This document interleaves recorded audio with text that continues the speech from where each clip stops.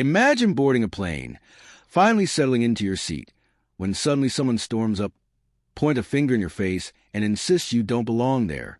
That's what happened to Mr. Thomas Williams, a retired teacher, a father, a man who'd spent his whole life giving to others. But the woman who tried to humiliate him in front of an entire cabin didn't realize who he really was, because within minutes the truth came out, and the applause that followed left her shrinking in her seat. It was June of 2019, Dallas, Fort Worth Airport. Flight 247 was boarding, bound for New York. The morning was busy. Families juggling strollers, business travelers clutching briefcases, college kids with earbuds plugged in, all funneling into the jet bridge. In the middle of it all was Thomas Williams, 68 years old, a retired schoolteacher. Not flashy, not wealthy, just a simple man with kind eyes. For most of his life, Thomas had worked long hours, sometimes 2 jobs, to put food on the table and send his kids to college. Vacations, luxuries, even first-class travel were things other people did. But on this day, his son, who had recently become a pilot, wanted to say thank you. He surprised his father with a first-class ticket. Thomas was humbled. He almost refused it, but his son insisted. "Dad, you've sacrificed for everyone else your whole life. Just once, let me do this for you." So Thomas, dressed neatly in khakis and a button down, boarded with his paperback novel tucked under his arm. Seat 2A, a wide leather chair near the window. He settled in quietly, smiling to himself. For once, he would fly in comfort. But comfort, as it turned out, wouldn't last long. As passengers trickled in, a woman approached. Mid-40s, expensive sunglasses perched high, designer handbags swinging at her side. She exuded the kind of energy you can feel before she speaks. Sharp, entitled, impatient. She stopped in the aisle, looked at Thomas, and frowned. "Excuse me," she said, her voice cutting. "I think you're in the wrong seat." Thomas blinked politely. "No, ma'am. This is 2A. He held up his boarding pass. Her lips tightened. 2A? First class? Are you sure? These seats cost a lot of money. I think you must mean 22A back in coach."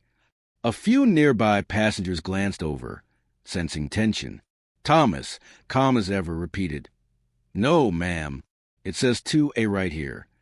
The woman, let's call her Karen, wasn't satisfied. She raised her voice. "Flight attendant, there's a mistake. This man doesn't belong here." A flight attendant hurried over, professional smile in place. "What seems to be the problem?" Karen jabbed a finger toward Thomas. "He's in my seat. Or at least, he shouldn't be here. Look at him. He's not a first-class passenger." The cabin grew quiet. The businessman in row 3 stopped typing on his laptop. A young couple paused mid-conversation.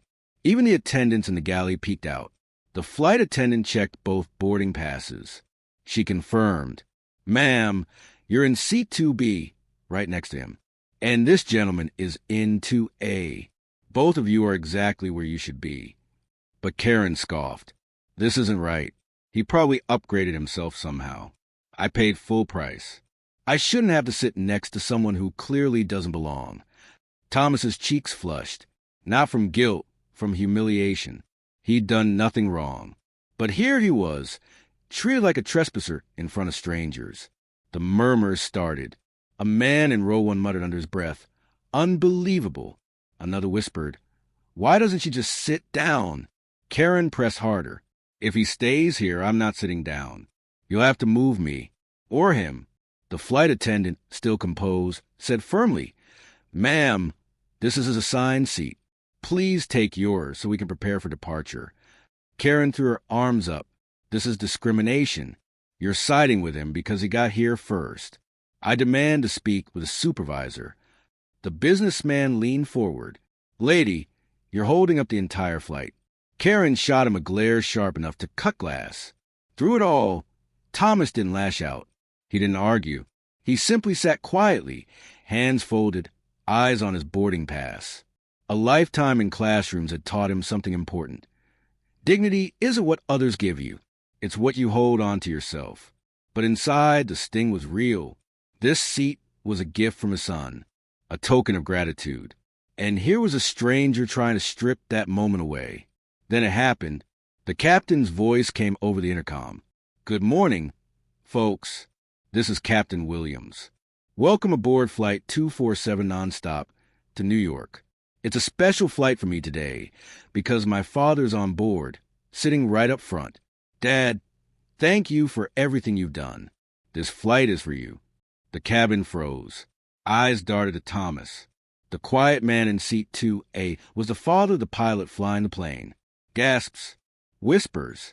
A wave of realization swept through the rows. Karen's face drained of color. Her lips parted, but no words came out. "You're the captain's father?" she stammered. Thomas nodded softly. "Yes, ma'am. That's my son up there."